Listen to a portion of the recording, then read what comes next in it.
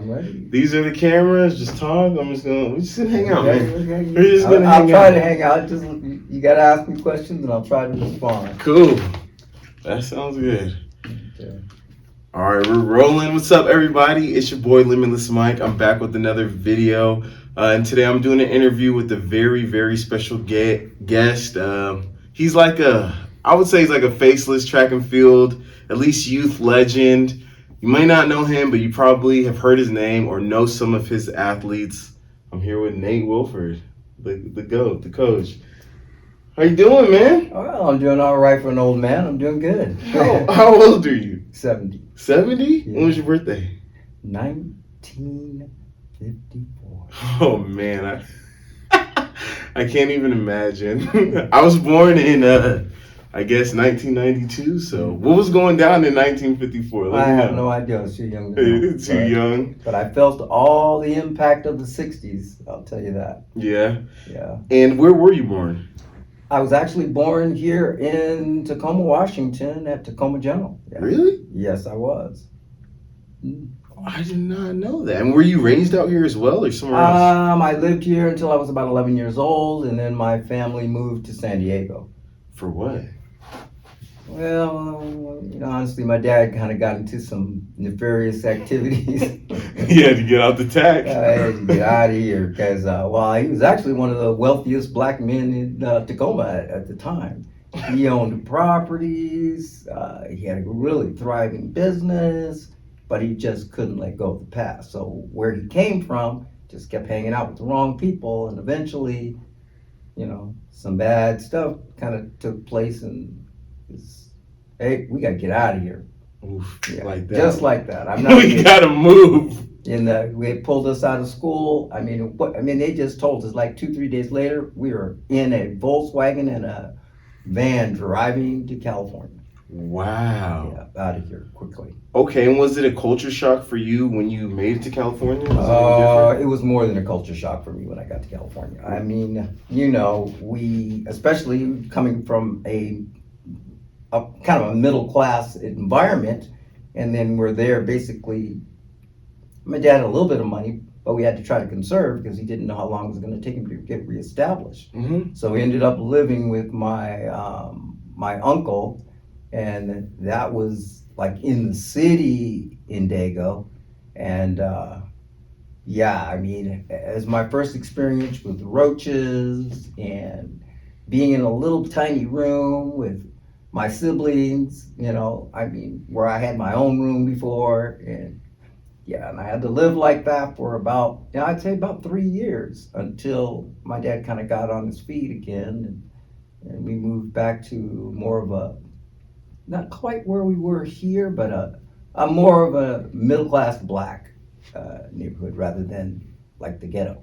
Okay. Because we were in Lincoln Heights when we first moved to San Diego. Mm-hmm. Mm-hmm. Damn, and so during that time, like as a kid, did you play any sports? Actually, initially, I was really a super nerd. I wasn't really that interested in any sports. A little later, I became really interested in motorcycles. So I started with mini bikes and motorcycles and working on them because I've always been kind of mechanically minded. Mm-hmm. So I raced motocross, the beginning of my sporting activity. That's How old were you? Oh, I was like 13 or so. I did it till I was almost 15, actually. What? Yeah, I raced motocross and worked on 125s and ran in the 125 class and four corners and. Where'd you get the bike and all my that? dad bought me the bike. Your dad got you the bike. Yeah. Where'd you compete? Like. Oh, there's a place called Four Corners. Back in the day, I don't know if it even exists anymore. But we went out to the desert and drove around. I had some good friends. Lit. Yeah. Oh yeah. I used to ride wheelies for like 2 blocks, man. That was your first love? I was really good. That was my first love of sports. Yeah. But after a while, I kept getting crazier and crazier. I was literally jumping off cliffs that were higher than a 2-story building. I'd cross up and I'm not kidding. I'd ride down it was crazy the things I was doing. Did you get injured or? I almost got really badly hurt. I was coming up a hill, riding a wheelie, and there was this place we called the flat track, and it was actually behind Morse High School. Mm-hmm. We were driving up this hill, and I kind of crossed up, and I was trying to show off, and then my wheel came down a little wrong, but I landed in a sand pit, and I couldn't uncross my wheel. And I was going about 50 miles an hour, so I got the wheel crossed up, back tire came up, boom, I got shot off my bike. I went for, I don't know, probably about 20 feet, and then my bike somehow straightened out and started driving towards me. So it drove towards me and just literally drove right over me. And then it kind of fell over and hit a rock, and I had to push that sucker all the way back home. And then, anyway, after that, I just kind of said, you know what? I think I'm kind of losing my mind with this, and I need to kind of stop. That was the end of your career right there, low key? Pretty much, yeah. Right, Yeah, that was about over. the end of it. Yeah. I kind of put my bike up. I mean, I did take it out a couple times, but I was really kind of casual with it, and just, I kind of lost interest really after that. And I mean, we always did the little foot races around the block, like all the black kids did. You know, if you live in a black neighborhood, you know, it's like Friday night, everybody's out, grandpa, grandma, we're running from street light to street light, you know, who's the fastest on the block? Yeah. And so I ended up being the fastest in our neighborhood, you know, and I said, wow, I'm actually kind of fast, you know. And my dad thought he was it.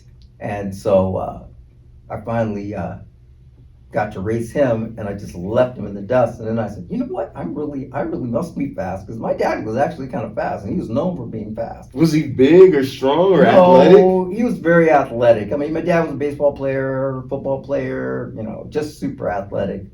But when I beat him, I said, okay. And how old do you think you were now? About 15 or so, 15. maybe 15 and a half. And I said, hey, well, I guess I'll start trying to run track. So I started with I messed around with the 50-yard dash and the 100. I didn't run the 200 for a while. I long jumped, first time I ever long jumped in my life in a pair of tennis shoes. I went 18 feet. And, I said, wow, you're really good. And then my friend said, just don't do that, because you don't long jump, because you're going to beat us all. So we got to win something, man. Because you're going to win the 100, you're going to do this. So give us some slack. So, it's kind of shied away from the long jump at first and did the 100.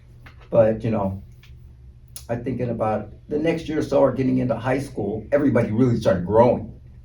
And I never really grew. I mean, I grew maybe another inch or two, and that was it. But they were all now 6 feet tall, and I was still 5'6". And so, it started getting really rough trying to run, and I just kept getting harder and harder. And I mean, I was still fast, and I was a good first leg and like relays and whatnot, but I never really had anybody teach me how to run. I was just naturally fast, and you kind of get imbalances if you don't know really what you're trying to do. And so I started studying, because none of the coaches really knew anything. They just told, hey, get out there, run 2200s. You know how that is, high school, Yeah. Oh, our high school coach would literally tell us what to do. He'd go back in his office, and we would just be sitting out there running the track. And we were also super competitive that everybody just did. I mean, we ate 200s. Just burn out. Oh, just burn out. Run until we could not. Yeah. Everybody, if you didn't throw up, forget it. You weren't a man. So it's like go. And I started getting a little bit faster, but then I really honestly started spending all my free time in high school. So every lunch break, everybody else would eat lunch. I'd go to the library and start reading about track. And then I got my hands on some 16 millimeter film, the big reel-to-reel, and learned how to run the projector, and I started watching, playbacks of track and field activities. Who were you watching? I was watching like Bob Hayes and Tommy Smith and all those kind of guys. I was watching them, because then that 6 millimeter film in slow motion was like, oh, that was state of the art. Yeah. I couldn't wait to see. Well, And you really can't see anything at that point. You know, the frames are just, it's not detailed enough.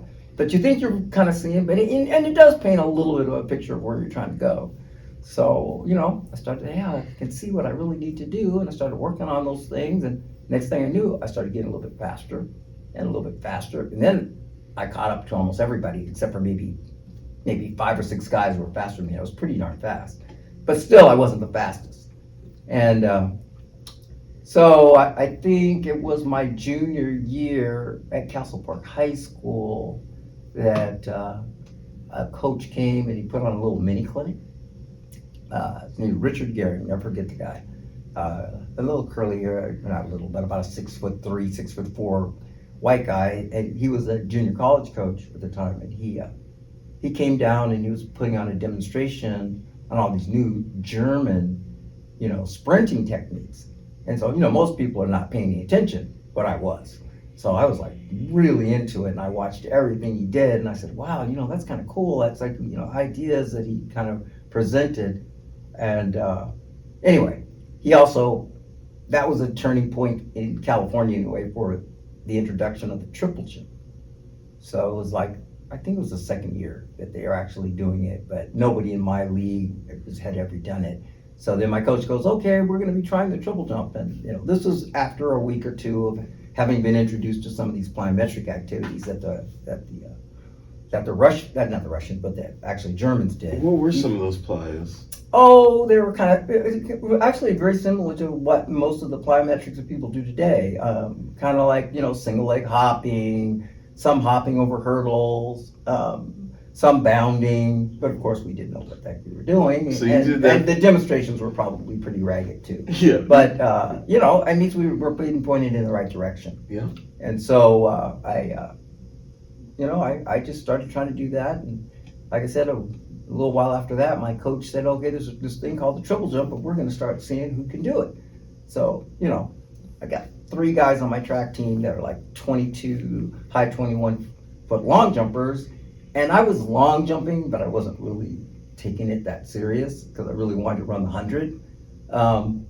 But I said, well, you know, let me just give it a try anyway, because I had been messing around with these plyometrics. And so we all got little approaches, and I think my approach was I went back about 90 feet, and everybody went, and they were going 37, 38 feet first try, and they were going, yeah, that's good, that's good. Then I come down the wrong way, and I'm running. So, and the first time in my life ever triple jump, I went 44 feet. And then everybody turned around and looked at how much the difference between what they were jumping and now these guys were supposed to be better than me and they're bigger than me. And I went way farther. They said, oh, you must have did something wrong. Do it again. So the second time I did it, I went 43.10.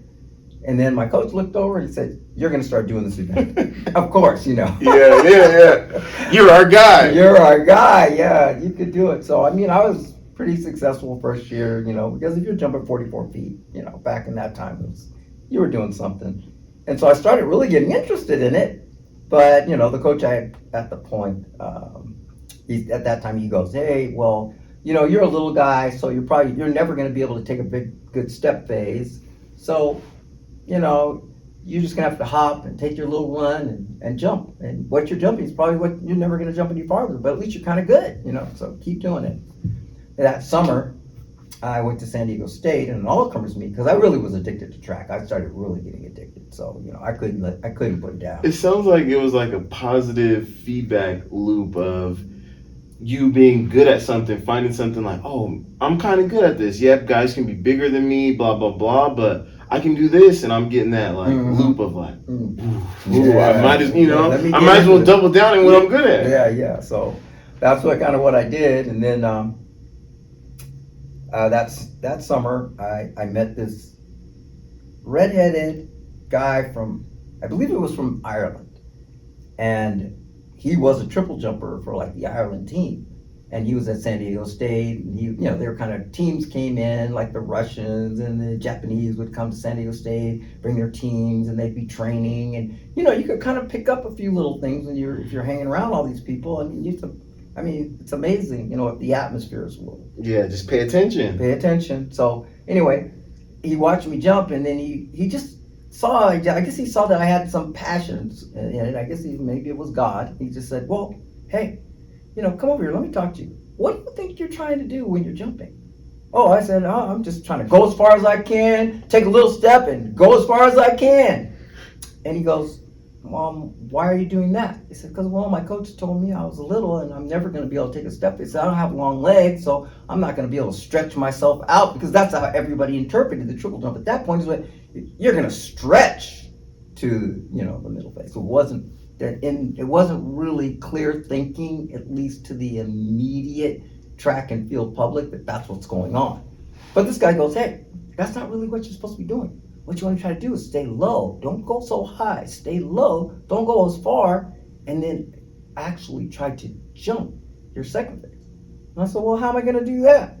So then you start talking to me about trying to keep my toe up, trying to be a little more flat. Don't be so toey, because I was jumping in tigers. Onisuka? Well, they were the tigers that had the little stripe on them, and it was a really more of a sprint spike, probably really more of a middle distance spike. But no, back then, you're in high school, nobody knows what's what. Yeah, it is what it is. The guys that are like, there were a few guys that were jumping really far, and of course, they had the real gear, but nobody else even really knew where to get it. So anyway, that's what I was jumping in, these little Nike things. Anyway, he said, well, why don't you try this? So I tried keeping my toe up, and he had me do a few little bounding things, and then I accidentally hit one, and I just felt myself go, because I actually could dunk. I was 5'6", but I could dunk. I was super bouncy. Spud Webb? Yeah, I was. I was just super athletic. And he goes, well, okay, this is what happened. So when I got that feeling, my just general athleticism, I guess, kind of took over. I said, oh, light went on. That's what I'm supposed to be trying to do. So needless to say, fast forward a little bit, I went from 44 to 45 to 46. And then I thought I was really going to be on fire, but then I ended up showing off at a track meet, and I bruised my heel. I jumped out of the pit, because the pits were like 46 feet long, because no one was jumping that far. It's like, you jump 46 feet, you're a beast. Yeah, we've never seen this before. No, it's like, and it's, so, I literally, it was Marion High School. I remember it to this day. I stepped to the end of the runway, and then I took off, and I was probably getting ready to jump like 47 feet. But I landed outside the pit, and I slid. And they went, oh, you jumped out of the pit. That doesn't count. We can't measure it. I said, okay. I didn't really even notice it at that time. I was like, but I had really hit the ground super, super hard, and I bruised my heel. So I went back and I jumped, and I went 45 something, and everyone was going, whoa, well, look at this guy, he's amazing. This little short guy can jump that far, and woke up the next morning, and I went, uh-oh, can't walk. So I tried everything. I tried cutting thongs and trying to put foam in there, but I had serious plantar fasciitis. So I had bruised my heel so bad, I couldn't even finish the season. And it was my senior year. Mm-hmm. So it was like, that's it. That's the end of that.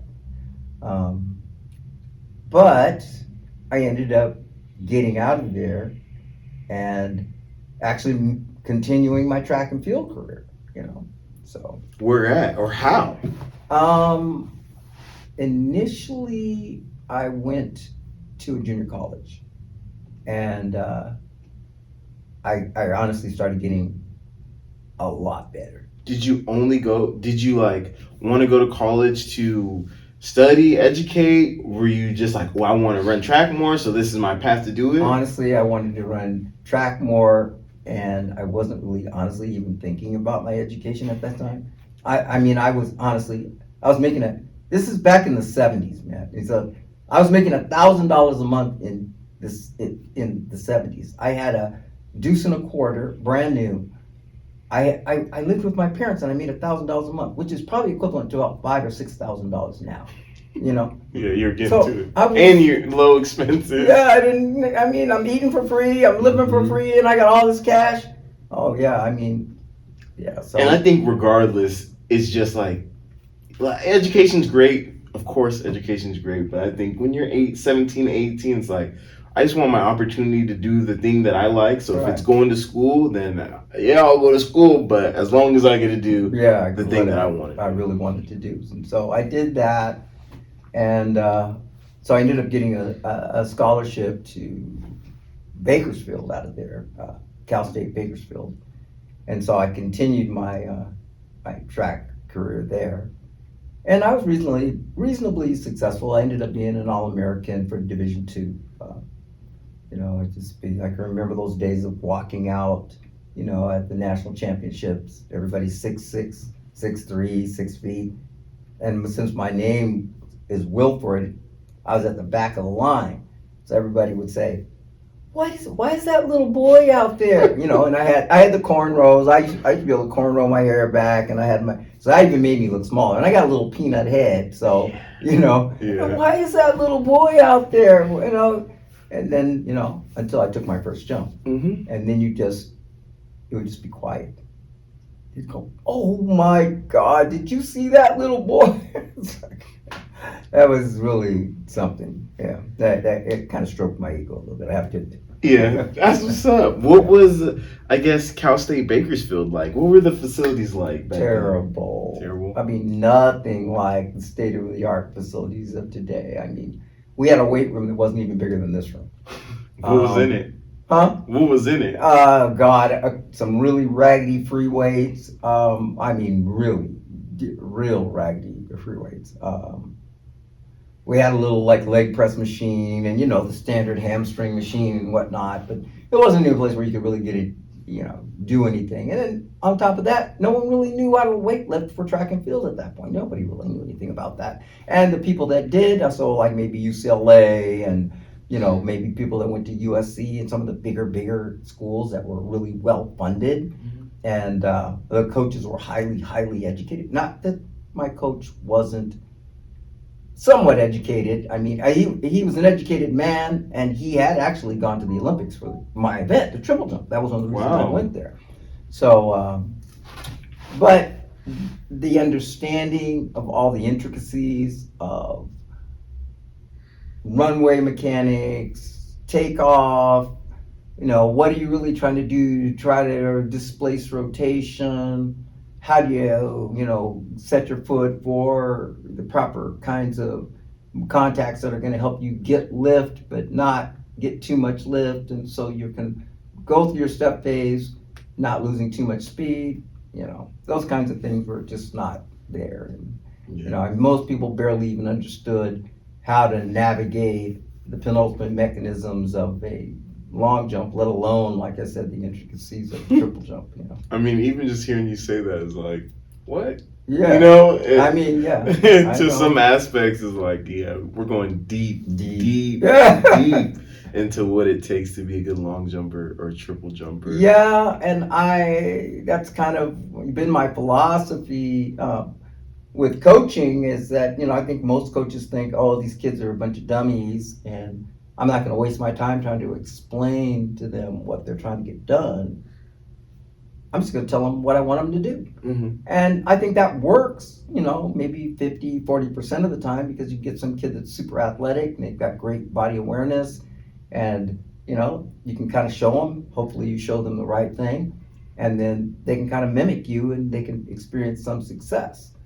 But the reality is that if you don't really know what you're trying to accomplish, you just come up short.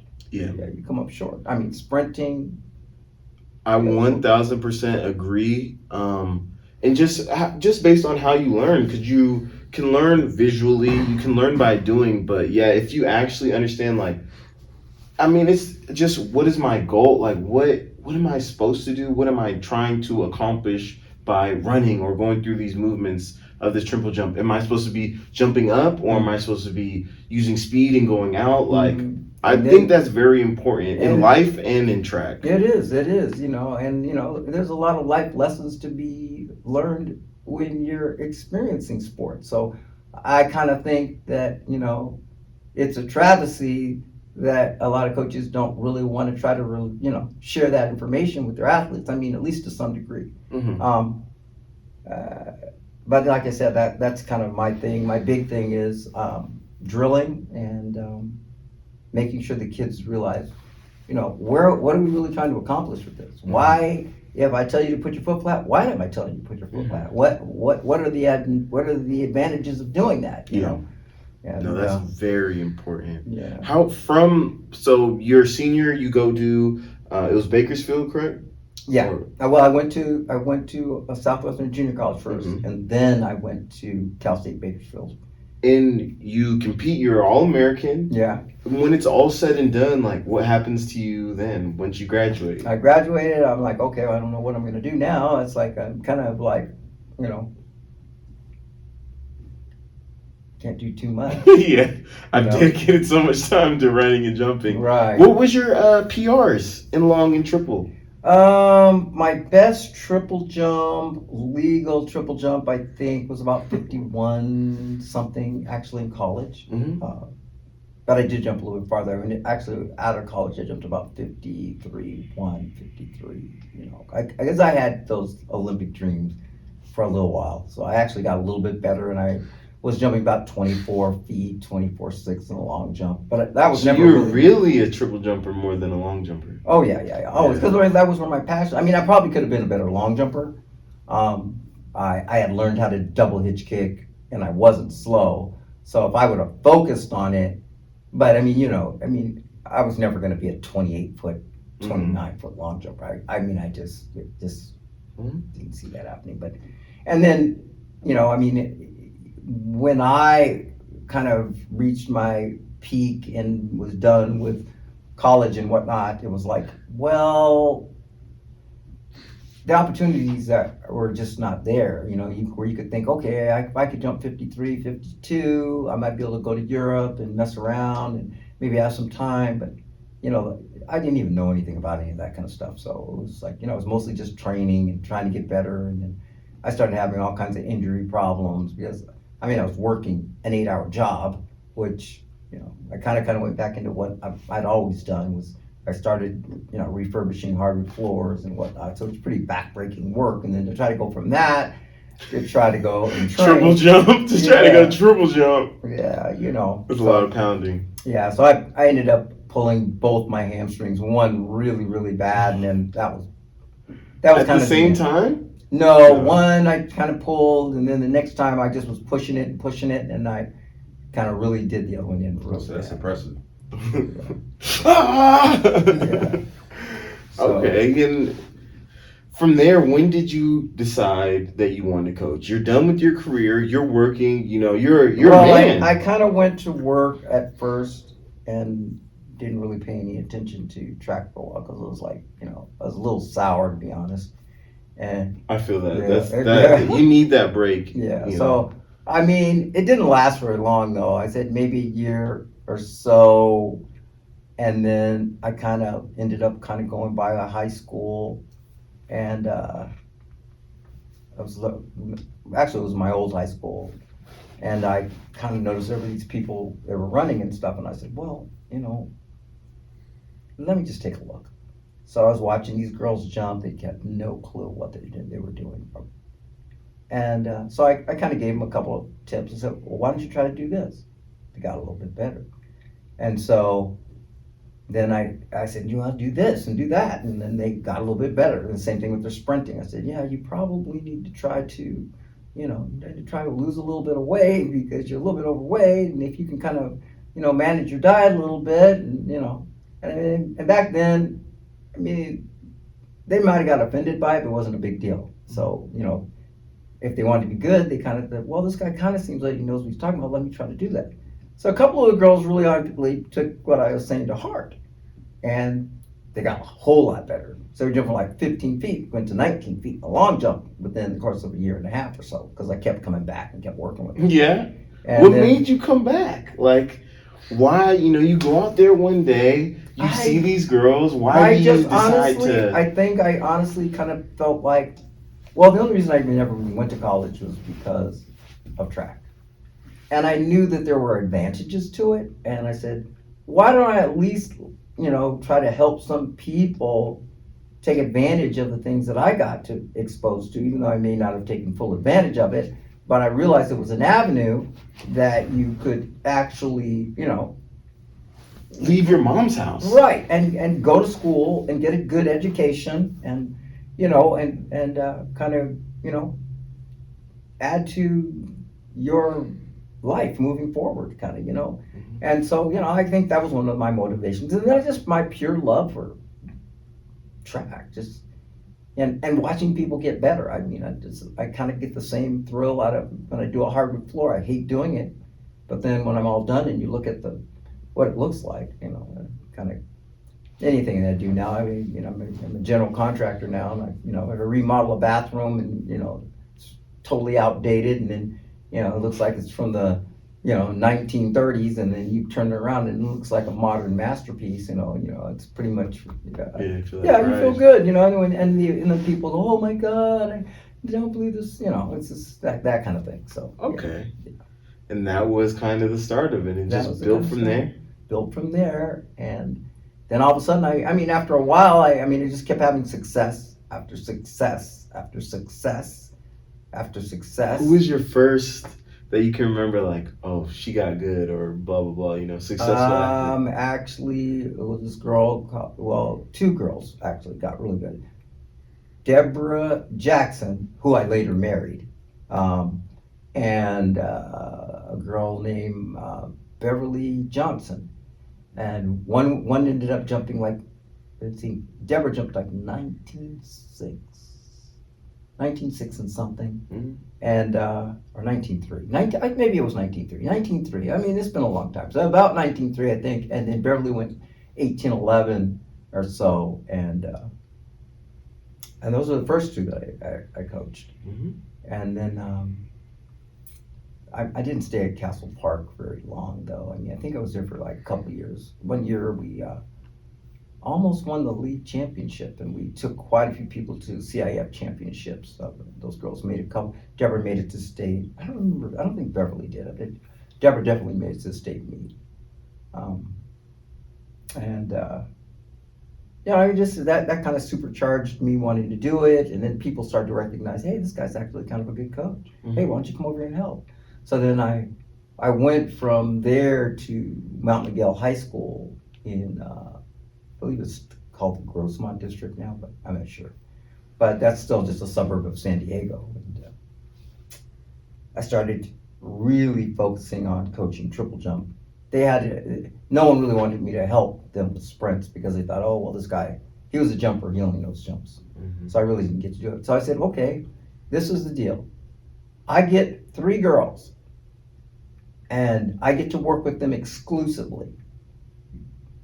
They're gonna sprint with me, they're gonna jump with me, they're gonna do whatever I tell them to do, and you guys leave them alone. Coach said, okay. So those 3 girls all ended up becoming national class girls.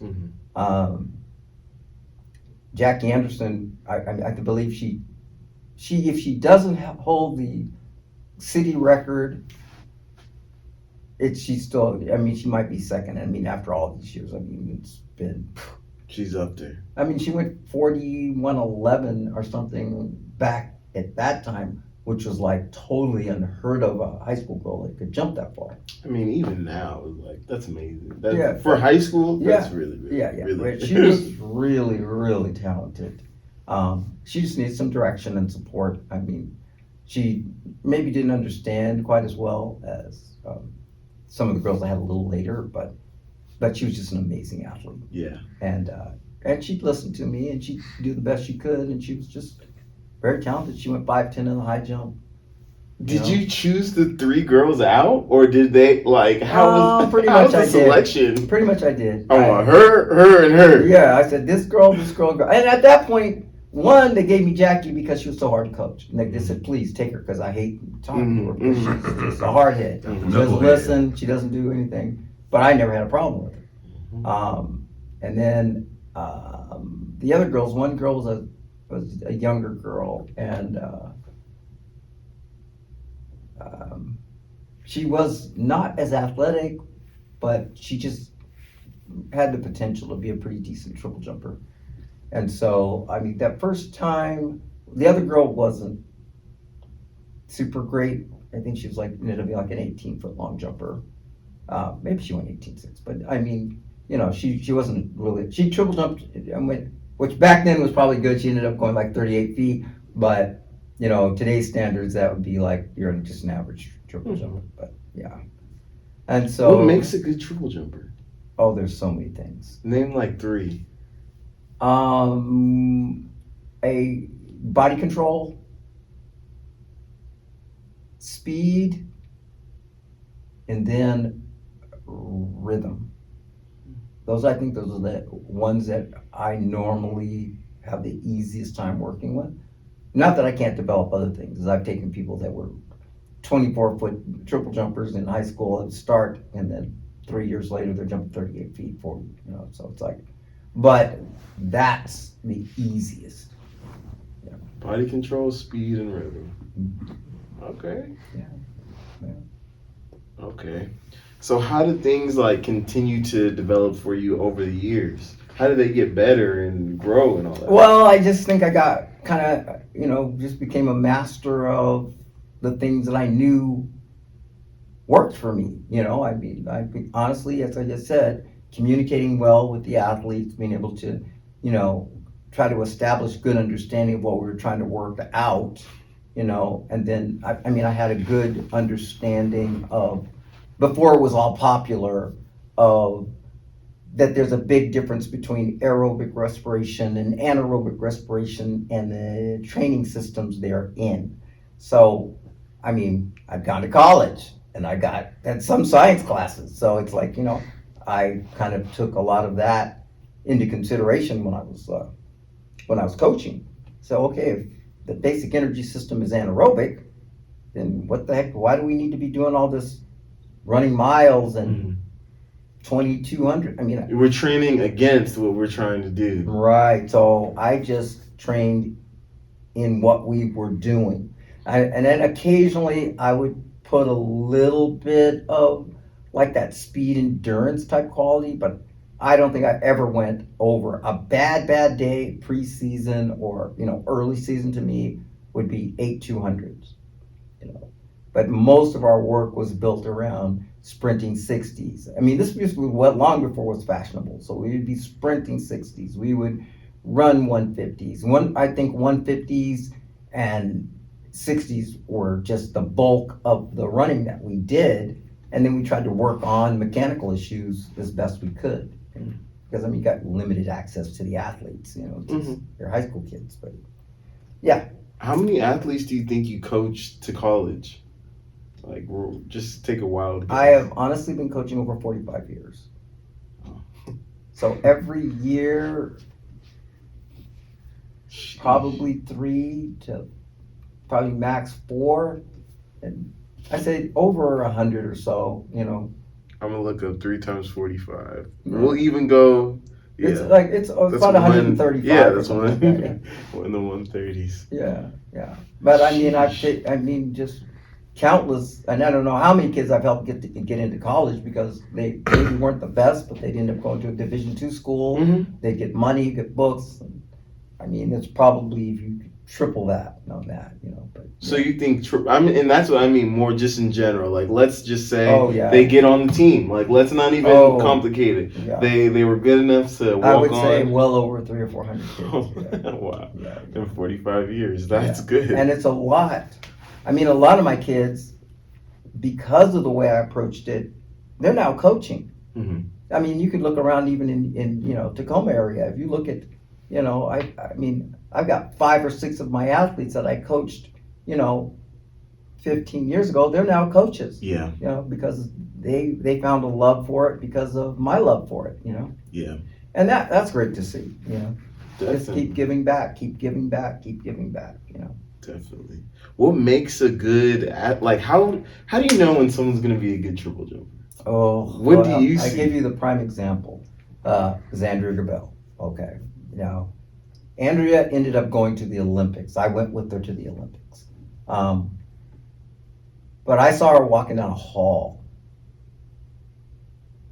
And I could just tell by the way her hips moved and the way her foot would kind of go to the ground, but her heels would just spring away. And you could see the hip and the foot just springing away from the ground. Just so much life and tension in that leg. And I honestly, this is what I walked up to her and she thought I was a crazy old man. I said, you really could be good at track.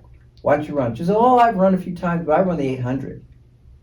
Because she was a soccer player and a volleyball player. That's basically what she did. I said, well, why don't you come out and let me try to teach you? Oh, well, I can't do that because I got this and this. And then, but every time I saw her, I'd say something to her. And then eventually she came down and had a little practice with me. And I was like literally shocked when she was just such a fiery, I mean, she went 17 feet the first time she ever long jumped. I mean, it was kind of scary. That you just give her a little bit of direction and she was super kinetic, so you could just give her some cues and she'd be off to the next level, man. It was fun to watch. Mm-hmm. But at first she just long jumped and she eventually I kind of coaxed her into triple jumping. Mm-hmm. But she wasn't really interested. She wanted to long jump and run the 100. She eventually, as a senior, she won the state meet in 11.7 and the long jump and the triple jump. And if I would let her run the 400, she probably would have won that too. Because she had run a 57 400 and that was the only one time I let her run the 400. But she was just a beast. Yeah. But you can see it after you've been around it for so long. You just know this person is really got something. You could just see it. Mm-hmm. It's just like I said. It's like their legs don't want to stay on the ground. It's just, you just know this person can do something for sure. Yeah. Who else? List off like 3 or 4 more notable athletes that you've coached. Oh well, I coached Kennedy Boyer. I coached Shanae Okoronkwo, who was a state record holder in the pole vault. She long jumped 19.8, pole vaulted 13.8, and triple jumped 42.11 and something. Yeah, I think 3/4. Nice. God, there's just so many people I can't even. And then most recently, I mean, I unfortunately it was during COVID. I had James Akinlasotu, who went 50 feet 5, but it got very little recognition for it. Probably would have went over 51 feet in high school if we would have had a high school season and been able to train the way we needed to train. But where's he at now? he's at Oklahoma. Nice. Yeah. He's from around here? Yeah. Hmm? Well, he's a Nigerian kid, Nice. like you. So I need to tap in with my cousin. Yeah. That's funny. Let me see. What else do I got? What's the funnest part about coaching? Just watching the kids develop. I mean, the interaction, the joy that when they catch something or they get a good mark. I mean, it's just priceless, man. It's just, you can't beat it. Yeah. You do it for the love? I do it for the love, man, for sure, for the love. I mean, the money thing, it kind of grew into, as later I started, actually start trying to get a little bit more money. I mean, because of just the cost of life itself kind of went up. But when I originally started coaching, I literally coached for free. Yeah. I coached all those people in the beginning. I didn't charge them anything. I didn't even get money from the schools. I mean, I coached. Not from the school? I coached at Curtis for I don't know how many years, and I came to Curtis High School, and I would stand outside of the gate, because when I first came up here from California, and I would stand outside of the gate. I was walking because I had had a stroke, so I really was extremely disabled at the time, and so I was trying to get my health back. So so I was on this long walk, and I just walked by Curtis High School, and it just happened to be track season, and this girl was out there trying to long jump, and I just watched her come down the road. I could see she was kind of fast and had a little bit of athleticism, and I said, but she had no clue what she was doing. And there was no coaching, you know. And there was a little boy over there, he was trying to triple jump, and he was going like 35 feet. A boy jumping 35 feet. I was cringing at every little thing I saw. Yeah. And so I mean, the kid didn't, the guy didn't pay any attention, but I mean, Sarah was black and from Texas, and so when I told her to come over, she came over and she just kind of listened. I said, well, why don't you try doing this? And she said, well, what's that going to do? I said, well, just try it. Just try it doing this. And then anyway, she tried it and she went, oh, that seems to work, you know? And I kind of just started coaching her a little bit more, and a little bit more, and a little bit more. And the next thing you knew, I was inside the gate actually trying to work with her a little bit, and the coach didn't say much, you know, at first. And she just took off. You know Sarah Burns, you know. So, yeah, a little bit. Yeah, so she ended up going from jumping like 15 feet, 14 feet to, well, that year, she jumped 18 feet. She went from, I mean, she got 4 feet better. And yeah, she in went a high school season. Yeah, and so she went from, in running the 100, from like running 13 to 12.5, 12.4 in just that short period of time. And then the next year, she ended up running like 12 flat, you know. But, you know, it was just, you know, I mean, just relationship, you know. And then I kind of got into coaching her. And then the coach, I said, well, do you mind if I help any of the other kids? And he went, oh, no, go right ahead. You know, I don't care if you help them, you know. And it's like, so, you know, I ended up helping them. And then the jump coaching position opened up at Curtis High School. And I think it was actually the next year. Mm-hmm. And so I applied for that position. Now, take into consideration that I've got a really, really strong resume. And I mean, a lot of people know me. People that were at the Olympic Training Center in San Diego, you know, a lot of the coaches down there, UCLA's coach at the time knew me. All these people knew me because, you know, of just the successes that I'd had in the past. So I used them as references. And they picked somebody else over me as the jump coach. And then I started, and this guy knew nothing of jumps. I mean, not that he's not a great guy and a great coach, maybe a great head coach kind of guy. But he didn't know the jumps like I knew the jumps. Yeah. And that's what they said they wanted, was a jump coach. That was the position that was open. So anyway, they said, oh, I guess you were in the running, but we decided to choose this guy. Of course, he was a teacher. Yeah. He's their crony and blah, blah, blah, blah, blah. But, you know, they said, well, we don't mind if you come down and volunteer to help out. But they still never gave me a key, literally, to help them on Saturdays and, you know, in the office. I had to crawl under the fence. I literally crawled under the fence to help these kids. And I did that for years. Wow. Yeah. That's crazy. Yeah, and if I mean, I hate to say it, but those first two state championships that Curtis got, if it wasn't for me coaching the long jump and triple jump there, they got like over 20-something points just out of the long jump and the triple jump. Because I started coaching those kids. It's like they went 1, 3, 5. 7. Yeah, it was like, you know, and and at the state points. meets, so, you know, you're looking at all these points they started racking up. Yeah. And then there were some of those girls were sprinters, you know, so they good relay team that, and some, you know, great jumpers. 2 state championships. Yeah. Yeah, so anyway, but of course I got no recognition for that. Hey, man, it happens. Yeah, but I wasn't doing it for the recognition. I was just happy to help out the kids and see them actually, you know, improve to the point where, you know, almost all of them got scholarships and went on to college. Yeah. Yeah, so.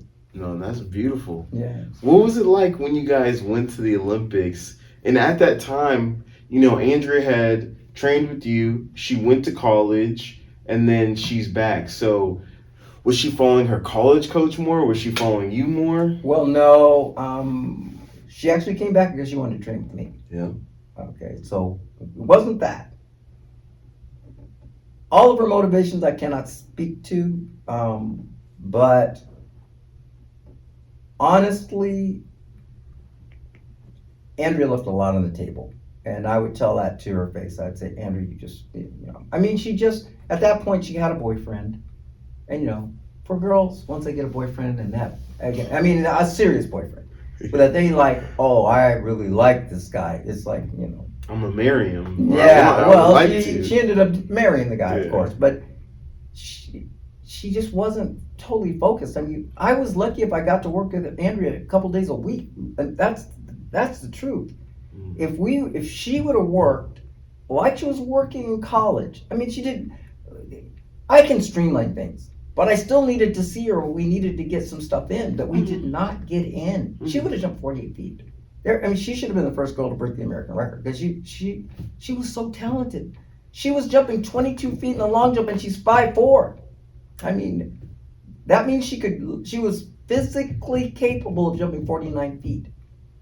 If she would have just focused but it's like, oh, I'm gonna go with my boyfriend. Oh, we're gonna work out. Okay, yeah, right, but it's not the same, But hey, I mean, she made it to the Olympics. I mean, and I told her hey, you're probably perfectly capable of making it to the Olympics. It's just you stick with it. You're gonna get there, and she did get there. But I just think she left a lot on the table. I think she honestly was one of those kind of people, one of those people that she could do it for everybody else. So I think that's why in college, she was a great motivator and like team leader. So she can do it for other people, and she's jumping for the school. But in the Olympics, you're jumping for you. You're jumping for you. She's not jumping for me. She's jumping because she wants to jump and she wants to win.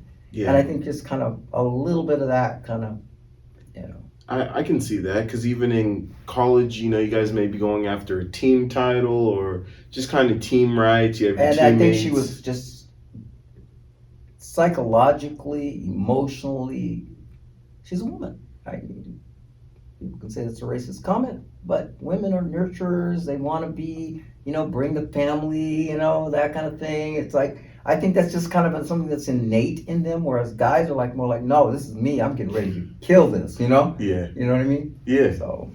But what was that experience? You went to Rio? Oh yeah, I went to Rio. What was that like? It was fun. I'm not gonna lie. It was really fun. I mean, Rio in the winter is like here in the summer. What year is this? Rio de Janeiro in Brazil. 2016. Okay. Yeah. So yeah, I went to the beach every day. Yeah. Okay. Did you get to go to the Olympic Village or? No, not so much the Olympic Village. But we got to go to the venue and we hung out in Brazil, and I was the person coaching her when When it was came all time to go. Yeah, it was me coaching. How many days were you there for? Oh, they were there for at least a good week. Yeah. Yeah, it was fun. Yeah? It was really fun. You were smiling? Oh I yeah. don't think I seen you smile, but not a lot. Yeah, everybody says I mean mug everybody. It's like, God, you don't hardly ever smile. It's because I'm always analyzing. Yeah. And my wife will tell me that you're getting ahead of yourself, It's like, Just thinking. mhm. So did you meet anyone while you were in Rio? Did you meet Kobe? Anyone?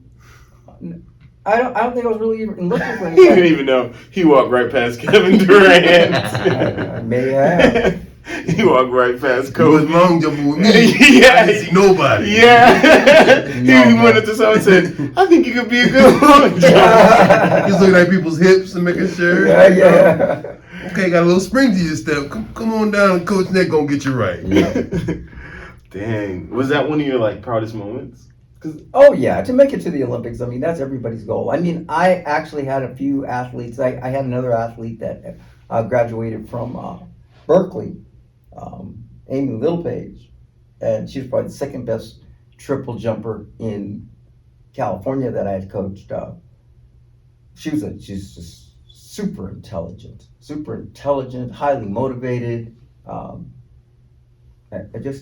just a beast of a girl. I mean, she just had so much ability. I mean, she's super strong, had good speed. She long jumped I mean, she actually she had the San Diego County record up until maybe 2 years ago, when the girl that's at Oregon now finally broke it, and she was at Coronado High School. But she jumped 20 feet 7. I mean, back at that time, 20 feet 7. I thought she was going to win the state meet. So at her senior year, you know, she'd gone 19 this, 19 that. She'd gone close to 20 feet a couple times, and then she popped that 20'7". I said, "You're ready, okay? We're getting ready to kill it at the state meet." Then Marion Jones was a senior at the same time. Yeah. You know, she's running 21.9 in the 200, you know, 10.9 in the 100, and she's a basketball player, and she's what, 5'11". She decides she's gonna long jump. You got 11 flat 100-meter speed, and you're running down the first time she ever did, she went 19 feet. She went 22 feet. I killed that. Oh yeah, that state meet, she went 22 feet 1 inch. Sheesh. So there goes Amy. That was my girl. Yeah, she went 20 feet 5, but which would have probably won it any other time, but it was like, no, you're not getting it this time, because this girl is just incredible. Yeah. So yeah. What are some of your other favorite meets to go to, like as a coach with the group? Oh well, with the group, one of my yearly favorite meets to go to is the Simplex Games. I mean, I think it's a great meet in, you know, it's in Pocatello, Idaho, which there's nothing really going on there, but the meet has been well orchestrated. It's very youth orientated. There's a lot of ceremony involved in it, you know, and you know, the competition, there's such a wide range of, I mean, you went. Yeah. So there's such a wide range of athletes there. You've got national class people, and then you've got kids that are just, you know, kind of good to be at their school, you know, they're, you know. So, you know, it's a place where I can take like the entire team, and everybody can get a little bit from it and get a taste of what it's like to be at the big meet, you know, and see some of the people that are really famous or, you know, well-known coming up, you know, oh God, this girl, she runs 11 flat, she's still in high school, you know, that kind of thing. That's a great experience. I mean, that's always been one of my favorite meets. Outdoor season, we used to always travel to Arcadia, so and that was a big.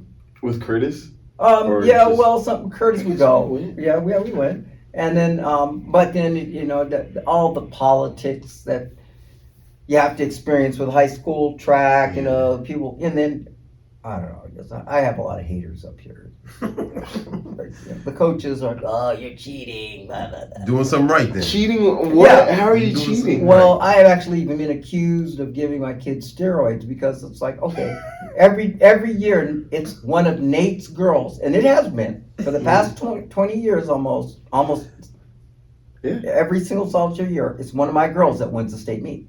This year, one of my girls won the state meet in the triple jump. What's her name? Cassie won it. Baby Cassie. Esther should have won it, but Esther kind of cracked up. She just, I don't know what was wrong with her. I mean, I couldn't attend because I'm in the middle of a big project, and I just couldn't leave to go to, which this was the first state meet I've actually missed. I was down there looking for you. Yeah, 20 years. But I just couldn't leave. I mean, you know, sometimes it's, you know, I don't really have quite the personnel I'd like to have, and you know, you're in the middle of and going towards the end of a project, and I needed to get done, so I just couldn't show up. But yeah, I kind of regretted it, because I know if I was there, I could have really. Cassie should have won the long jump. She's actually a state leader in the long jump going into the state meet at 18:11 as a sophomore, and she was second-rated triple jumper next to Esther, who has gone 40 feet too.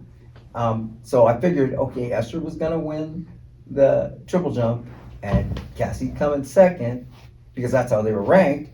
And then I figured Cassie would win the long jump, and then Esther should probably come in third, because Esther ended up jumping her best jump this year was about 18 feet. But big shocker at the state meet is that Esther ends up winning the state meet in the 100, because not that we even really work on the 100 as a, we're trying to go somewhere in it. It's just that her running mechanics have improved so much over last year. I think last year she ran 12.5 or 12.6, but she went from 12.6 to 11.8. And those races just coincide, or those events, in the fact, like, to get a good approach, you want to be fast. Well, you want to get faster. Yeah. You don't necessarily have to be the fastest, but having good sprint mechanics is actually going to really, honestly accelerate your jumping. Yeah. Because really, sprinting is nothing more than a series of accelerated jumps, and so they one thing kind of feeds the other. But people think that you give them steroids. Oh yeah, I mean, I got called into the AD's office at Curtis a couple times. It's like, well, you guys, what are you guys doing? Are you giving these kids special stuff? It's like haters. Yeah, all haters. That means you're doing your job right. Oh yeah. And then they I mean, at one point I would be coaching. They would send people down taking pictures. Oh, you're coaching out of season.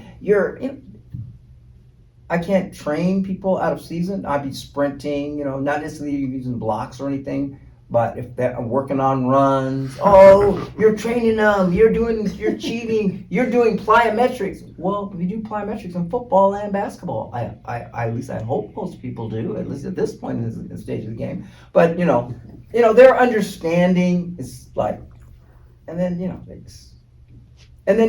I am kind of cruel sometimes. So it's when I see somebody doing something wrong, I'm just going to say it.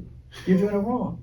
I'm not going to try to be nice to the coach. Dude, that's wrong. I mean, you're telling your athlete to run on their toes. You're telling your athlete to take off. You got to hit the board with your toe and jump off. That's how you're going to long jump. When I hear stuff like that, I want to just pull my brain out of the inside of my skull.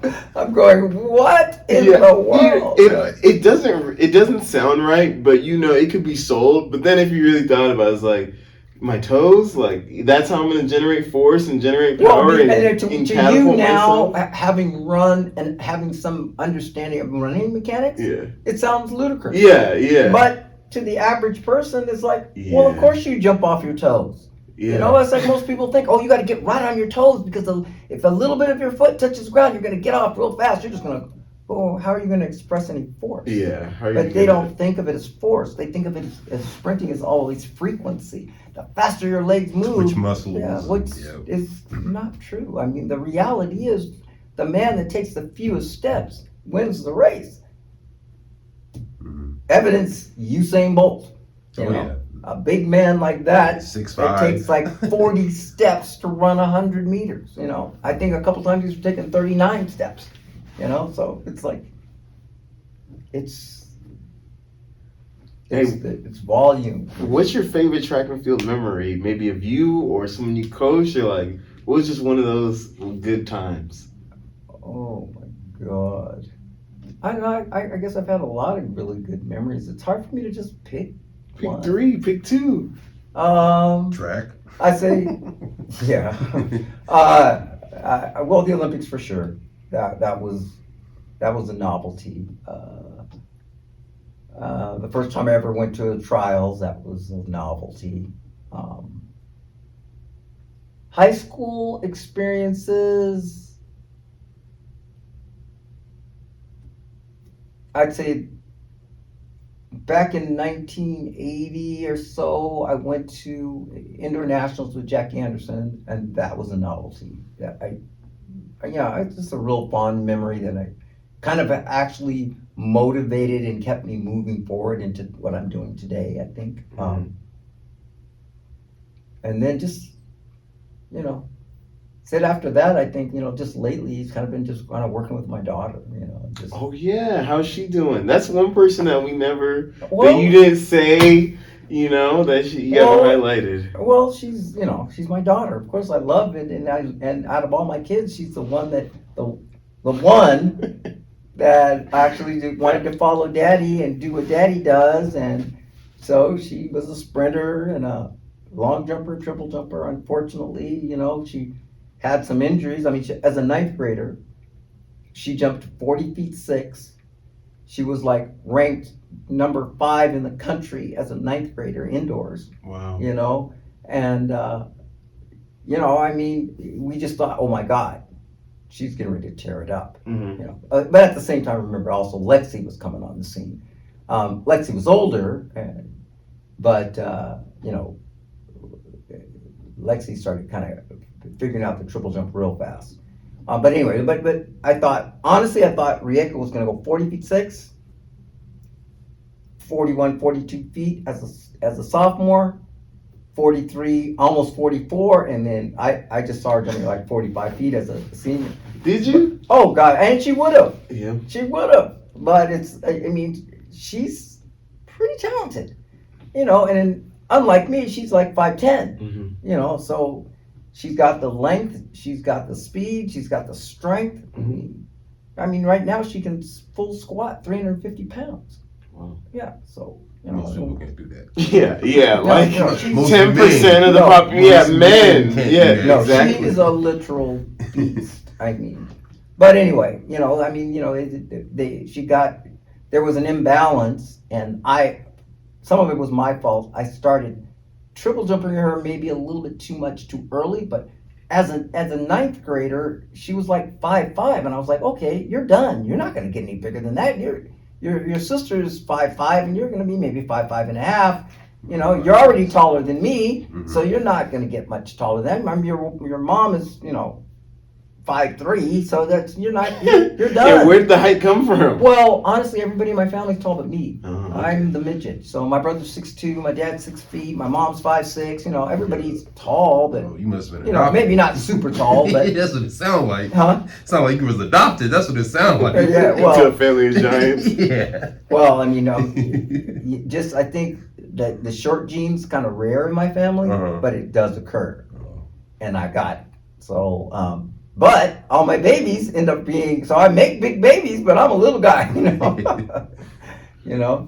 But So yeah, she got hurt, and then you had COVID. She had, actually her sophomore year, she got really hurt. So she went from having hamstring problems because, okay, you're 5'5", and now you're she's growing. I'm thinking she's done, but every time I turned around, she was getting taller and taller, and I was like, oh, wait a minute, then I said, you can't grow any bigger than that. You can't grow any bigger than that. She just kept going. And so I was putting that weight on her, and I probably shouldn't have. So I think that was the imbalance, was that strength and, her growing. And so that's why she was having the hamstring problems. But then her sophomore year, she's running relay. We're at Kent, and one of the girls is really inexperienced. Not Riri's been running since she was 10. So, she knows what to do in relays. This girl knew nothing. She's third leg. Riri's hauling butt coming down the road. Because she runs 12 something, 12.2 or so at that point. And so she's coming down here, and she's a pretty good girl at this time, maybe 5'8" or so. And she's coming down, this girl doesn't move. It's raining. The track is slippery. And so this girl's like, she's not going out. Riri's coming in like a choo-choo train. And it's like, anyway, needless to say, she's going to crash into this girl, and she goes, oh my God, if I hit this little girl, and the girl's tiny. I mean, she was like maybe 100 pounds wet, If I hit this girl running, I know I'm going to kill her. It's not going to be. So Riri tried to jump over her, around her, because she couldn't. yeah. So she got caught in midair, and she ended up kind of like doing splits, and she tore all the cartilage in her Oh my knee. gosh. So, and we didn't really know it, because actually she still had so much adrenaline. She got up, she rested for like, I don't know, maybe 20 minutes, and ran the 400. It still ran like a 59 second 400 even after she was injured. And so we thought, okay, she's okay. So I just rested her. I said, well, no, you can rest. She was really limping pretty bad the next day. Just rest. And we had Arcadia coming up, and I said, well, we'll just take it easy, and we'll just wait till Arcadia, and you can just jump. She got down there, and man, she was limping down the runway. She still jumped like almost 39 feet. I mean, and her leg was messed up. So then we finally took her and got her evaluated, and then, nope, all this cartilage is gone. Yeah, so she needed knee surgery. So now she's out for 6 months. So yeah, which I think was actually a little longer than 6 months. So she's got set back, and then we came back the next year, junior year. We thought, okay, well, we'll be good. We got 2 more years. We get everything going back on track. And she started off like gangbusters, boom, just like right off the bat, 40 feet something. She was jumping over 41. A couple of her jumps were just minor scratches at 42. I said, okay, we didn't lose much. You're good. We're gonna be gone. COVID, you know. So we got a couple meets into the indoor season, then COVID hit. So now she couldn't jump then, and we couldn't really jump the next year. And then they gave her that little 5 meet thing for high school. So there's no state meet, no. Anyway, it was terrible. So yeah, she just never got a chance to, you know. Yeah, she didn't get 4 full seasons No, or 3 or anything. And then I also, because I'm trying to rehab her and get her back moving, you know, and her sprint mechanics had changed because she grew so much, you know, so I'm trying to get her back in and learning how to get her feet back down, but I just couldn't get her down. So I had to just sacrifice running mechanics for just trying to get her be strong enough. Well, if she could jump far enough, she could just try to get, you know, a scholarship. Mm-hmm. So that's basically what we did. And, where'd she end up going? she's at Purdue. Nice. Yeah. What state is that in? Indiana. Lafayette, Indiana. Yeah. We got to make sure to look out for y'all. Whoever listens to this, make sure watch out for Rieko Wilford. Mm-hmm. Well, she actually is number 3 now, all-time Purdue. Nice. And she made it to the first round of the NCAA thing, but she had another accident. The coach had her jumping on something soft. I mean, the day before the track meet, it's like he's bounding her on some super foamy thing. She's telling, I feel like I'm going to twist my ankle. I feel like I'm going to twist my ankle. She twists her ankle. So here's actually a question. Let's say you're coming up to state, you're coming up to, you know, whatever, a championship Less season. is more. Less is more. Because that's one thing that I don't think people realize. Like, what should someone be doing like 2 days out before conference or West Regionals? If you're a jumper or a sprinter, maybe a few 40s, 60s, a little bit of approach work. Yeah. Maybe a little bit of technique work on the turn, but not really trying to run. Just looking little. Like where you're looking at where am I going? Yeah. Because if it's not there now, it's not going to be there. You know, all of that stuff should have been done 3-4 months ago. Mm-hmm. Now here, what we're trying to do is let some of the cream come to the top, because when you're sprinting fast and you're jumping far, it's all about leg tension. You know, the firmness, the tension in your legs, and you being able to actually feel that life in your legs. I mean, it's without that, you're not doing anything. Mm-hmm. I mean, that going to that next level with a little bit of adrenaline, without that leg tension, it's not happening. So I don't understand what these coaches are doing. I mean, but I think a lot of people don't know or don't pay attention to taper down or just feeling like just in track or in any sport. I think it's something that's minimized is like just feeling good, just like, oh, I feel good. I'm well rested. Right. My body feels good. We didn't go hard. All of our hard work, it's like we already did that. Whatever I got is what I got, and now I just feel good at the championships. And it is what it is. Right. I feel like a lot of that is lost on or high school and even low key on a college level. Oh yeah. No. Let's just show up and feel good. Really, honestly, it happens a lot at the college level. There are a lot of coaches that are coaching that really are specialists in something else. So, and unfortunately, it all just boils down to money. So, most of the jump coaches nowadays are pole vaulters, high jumping coaches, or they've got a decathlon background so that they have a little bit of knowledge and they can actually coach all 4 jumping events. But the reality is there's an extreme difference between the horizontal jumps and the vertical jumps. Mm-hmm. And it's very difficult to go, pole vaulting coach should just be the pole vaulting coach. because just the setting up of the apparatus and the safety requirements and, you know, everything that's involved in that it's just so time consuming. By the time you get finished doing that, you do 10, 15 kids with that. Your whole day is basically shot. You're going to be tired. You as a coach will be tired. Yeah. So then you want to move to the high jump. The same thing. You know, it takes a lot of repetitions and, you know, setting up. And that, and in the emphasis there is like, I mean, you got extremes. The horizontal component is important, but not as important as it is in the horizontal jumps. You know, it's like, so yeah, you people that specialize need to specialize. I mean, honestly, when you're coaching, you should, a long jump coach that's knowledgeable in the long jump and triple jump should stay in the long jump and triple jump. There's a possibility that maybe you can squeeze over every now and then and go to the high jump, but you're going to lose something. You know? Honestly, to me, should be a horizontal jumps coach and a vertical jumps coach, because that's the only way the kids will really actually get what, you know, the right kind of time and work. I mean, it makes sense, and there's two of each. So logically, we could say like that makes sense. Right. There's two of each, and you know they are completely different. Right, They're right, very right. very different. And a lot of people are a lot of coaches and programs, because most of the coaches are, most head coaches are decathletes and not necessarily sprint specialists.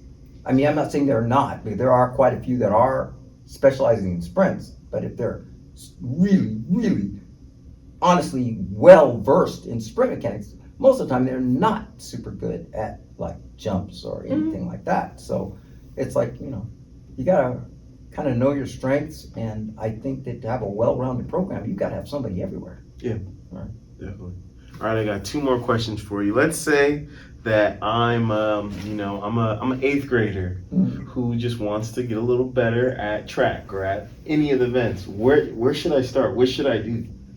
Okay, I mean, honestly, for me, I think that the first thing that should happen is to find a club to be involved in and surround yourself with people that, people that are your own age that can kind of give you some feedback, and hopefully you can find a club that's reasonably successful, and so that you're getting the right direction and moving in the right. I mean, that would be what I would say. Okay, join a club, get immersed in track and field, basically. Yeah. And then let's say I'm in Kent, I'm in Tacoma, I'm these places. How can people catch up with you? Get in contact with Sarah Hanula, Ben Hanula, ASA. What's ASA? Alpha Speed Academy. The Alpha Speed Academy. Okay. So yeah, they should just reach out to, you know, the head of the Alpha Speed Academy and come sign up and go to college, basically. Or do the work. Do the work first. Do the work and college. go to doors college. I didn't go to the Olympics. That's the way it is. Do the work and the doors will open, you know. Okay. That's all. All right. It was a wrap. All right. Thank you, Nate. All right. Thanks for everyone who tunes into this. This is Nate the Great, Nate Wilford. He's been a coach to me, a mentor to me, some points like second, third father to me. Definitely appreciate you for coming on, man. And yeah, tap in with them. He's the reason that I went to college, and a lot of my friends and family members and just people, like, it's real. It's real. Track can definitely help you get off your mom's couch or send you on a summer trip, something like that. So That's true. if you're in the Tacoma area, you know, definitely tap in with him. And if you're not, go find a club and get better. So that's all, y'all. Peace.